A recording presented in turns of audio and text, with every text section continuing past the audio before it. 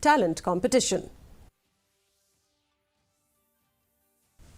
The Deputy Chief Minister of Meghalaya, Sniawbhalang Dhar, who is also an MLA from Narthyang, inaugurated the third edition of football tournament named after him, the third Sniawbhalang Dhar Football Tournament 2023, held at the mini stadium Wakajer on Monday. The tournament saw the participation of 61 teams from 72 villages in the Narthyang constituency, with a total of 1,830 football players.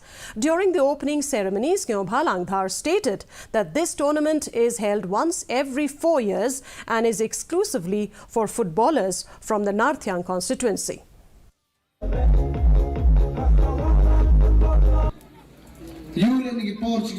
Sport activities demand up to the max at the level of conducive young Hajoy for a district young. I could play like a head of TSA going to what come to we go ahead with the WJSA now.